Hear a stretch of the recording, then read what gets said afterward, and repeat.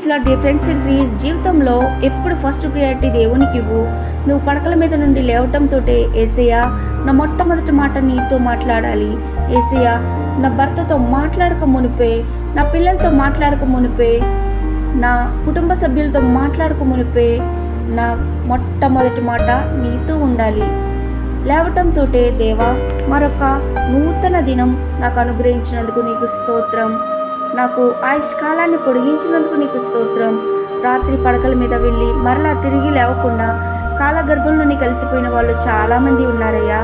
ఏ మంచి లేకపోయినా మరో నూతన దినాన్ని దయ కిరీటాన్ని నాకు అనుగ్రహించినందుకు నీకు స్తోత్రమయ్యా. నీ నాలుక మొట్టమొదట ఆయన నామాన్ని సంకీర్తన చేయాలి.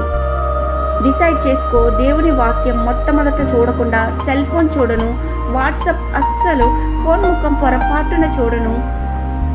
నా కళ్ళు మొట్టమొదట నా దేవుని ధర్మశాస్త్రాన్ని వెతకాలి, ఆయన వాక్యాన్ని వెతకాలి. ఆయన మొదట ప్రాధాన్యత ఆయనకి ఇస్తే ప్రతి విషయంలో నిన్ను మొదటివాడిగా దేవుడు నిలబెడతాడు. Amen. God bless you all.